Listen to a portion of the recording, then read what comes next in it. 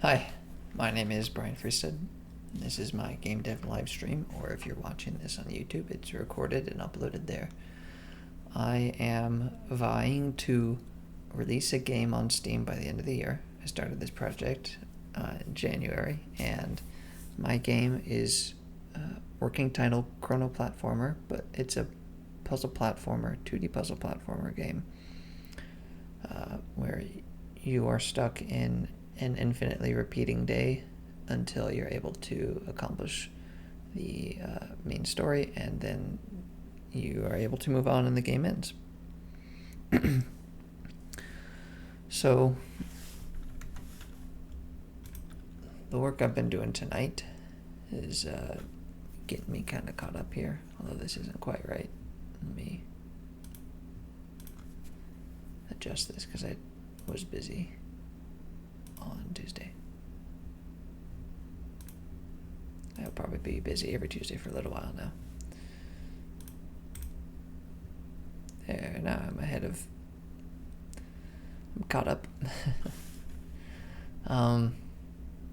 So today I worked on, well, Monday, yesterday, and today I worked on researching existing tools in other games, and then I sort of thought about which ones would be the most interesting and take the most effort to do, and I chose 4 tools that I want to put into my game.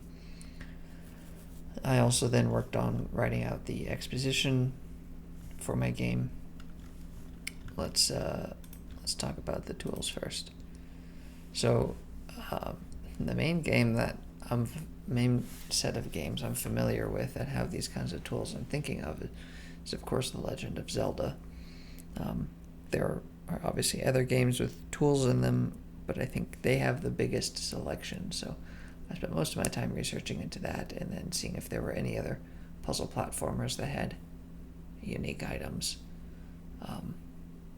If you're familiar with some, please mention them in the comments. This isn't set in stone necessarily, but so if you have a really good suggestion and I go and look at it and I'm like, wow, that'd be really cool to have, then I will consider throwing it in.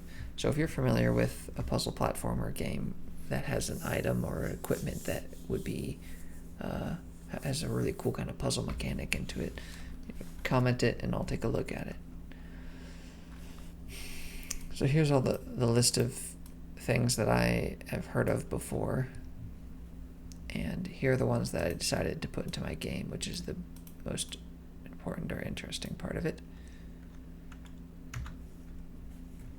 Hi, MW2 Melvinstad, thanks for joining.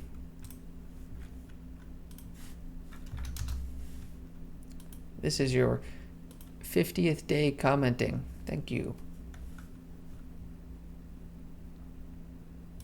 At least since I've kept track. I suppose when I first started keeping track, I went back and looked. Okay, so the first thing is a double jump ring.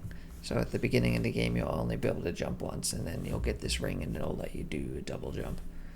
The next one is it's called Phoenix Fan. It's basically a big fan you get. You can swing it around, and then it blows a bunch of hot air, and it can melt ice or hurt enemies with a fire blast. The next one is a shovel or a pickaxe. This will be to, I don't know which I'm going to do. Probably, I think pickaxe would be cool. That's not something I'm super common, or I'm not super familiar with seeing it in the games. So I think that'd be cool. And this would be basically to, you can try hitting the pickaxe on the ground or on walls and underground, and it might unveil something.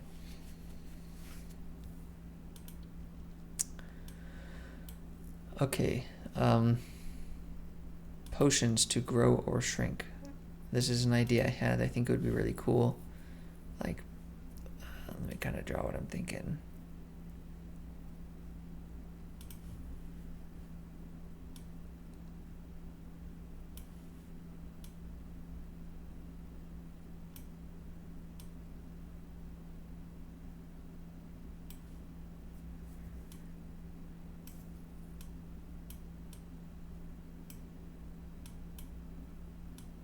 So this is you just walking along all normal like, and you see this hole in the ground here, and you're like, how do I get into there? I'm way too wide to get into there. Maybe it's a little thinner. So you can like fit through this gap, right? Because you're this height. But if you were able to take a potion to shrink down, I lost my mouse. Then you could go down to this other area under here, and then there can be like a whole set of like smaller things that you can jump on. I thought this would be pretty cool.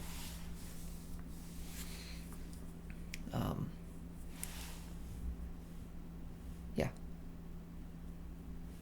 So those are the tools I'm gonna throw into there. I think all of those will be pretty easy to implement in Unity.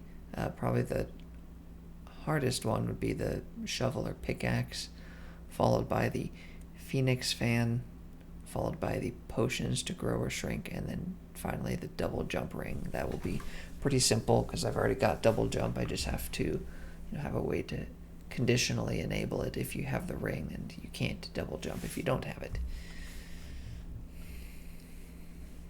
Okay, so that's the tool design I did, and then the main story, I worked on the exposition. Here's the gist of it. The main character's grandmother dies.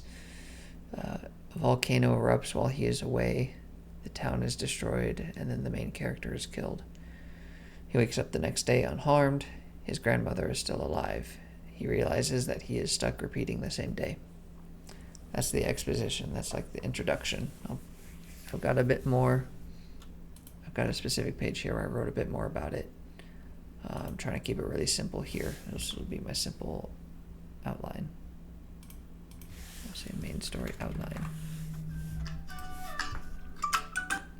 Okay. So that's what I worked on for tonight, and next time I'm probably going to work on coming up with puzzle ideas for each tool. So